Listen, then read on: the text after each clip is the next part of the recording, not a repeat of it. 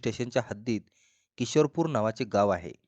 13 ऑगस्टच्या सकाळी गावच्या रहिवासी शेतकरी विनोद पटेल रोजच्याप्रमाणे महोबा रोडजवळील आपल्या शेतात देखरेख करण्यासाठी गेला होता. शेताजवळ पोहोचताच त्याला तीव्र दुर्गंधी जाणवली. दुर्गंधी कुठून येत आहे हे पाहण्यासाठी तो इकडे-तिकडे शोधू लागला. शोधता-शोधता तो एका विहिरीजवळ पोहोचला. विहिरीत डोकावून पाहिले तर त्याला पाण्यात 2 पोते तरंगताना दिसली.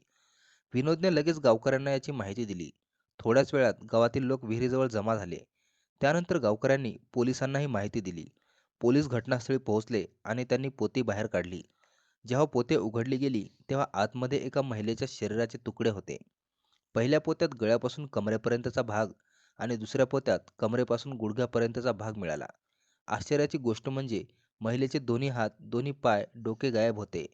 या भयानक घटनेची बातमी पसरताच संपूर्ण गावात खळबळ उडाली. पोलिसांसाठी हे एक मोठा हत्याकांड बनला. मृतदेहाचे अनेक भाग न मिळाल्याने ओळख पटवणे अत्यंत कठीण होते आणि हत्येचं रहस्य अधिकच गडद होत होतं. मृतदेहाची अवस्था पाहून पोलिसांना स्पष्ट झालं होतं की हत्या अत्यंत क्रूरपणे करण्यात आली. ओळख लपवण्यासाठी डोकं आणि पाय कापून टाकले होते. याच कारणामुळे ओळख पटवणे खूप कठीण झाले होते. पुरावा गोळा करण्यासाठी पोलिसांनी परिसरातील 100हून अधिक गावांमध्ये चौकशी केली आणि 200हून अधिक सीसीटीव्ही कॅमेऱ्याचे फुटेज तपासले.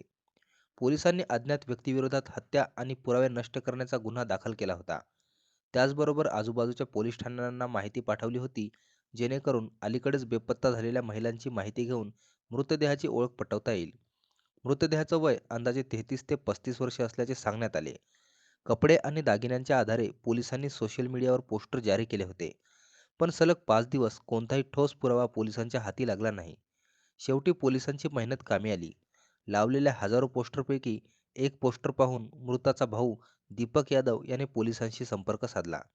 विहिरीत सापडलेला मृतदेह त्याची बहीण रचना यादवचा असू शकतो, असा संशय त्याने व्यक्त केला. दीपकने पोलिसांना सांगितले की रचना अनेक दिवसांपासून घरी परतली नव्हती आणि तिचा फोनही सतत बंद येत होता. त्याचे बोलणे ऐकल्यावर पोलिसांनी त्याला विहिरीत सापडलेले कपडे आणि दागिने दाखवले. दीपकने लगेच त्यांची ओळख पटवली. या आधारावर मृतदेहाची ओळख रचना यादव अशी झाली. त्यानंतर पोलिसांनी दीपककडून रचनाचा मोबाईल नंबर घेतला आणि तो सर्व्हिलन्सवर टाकला. तपासादरम्यान समोर आलं की रचनाची नेहमीच बोलणी माजी ग्रामप्रधान संजय पटेल सोबत होत होती. पोलिसांनी त्याचा शोध घेतला असता तो घरातून गायब झाल्याचे आढळले. संशय बळावल्याने पोलिसांनी छापा टाकून त्याला अटक केली.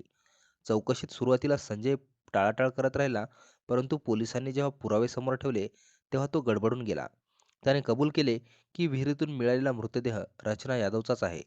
त्यानेच तिच्या हत्येचा कट रचला होता. या कटात त्याचा पुतण्या संदीप आणि त्याचा मित्र प्रदीप हे देखील सामील होते, असंही संजयने पोलिसांना सांगितले. पोलिसांनी तपास गतिमान करत संजय पटेलचा पुतण्या संदीपला अटक केली. चौकशीत संजय आणि संदीप दोघांनाही आपला गुन्हा कबूल केला आणि संपूर्ण कटाचा खुलासा केला. या हत्येतील तिसरा आरोपी संजय पटेलचा मित्र प्रदीप बराच काळ पोलिसांच्या हाती लागला नाही.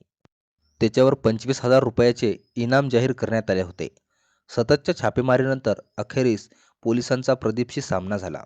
मध्यरात्री दुराबाजवळ पोलिसांनी प्रदीपचा एन्काउंटर झाला आणि पोलिसांनी थांबवण्याचा प्रयत्न केला असता प्रदीपने प्राणघातक हल्ला करत गोळीबार सुरू केला.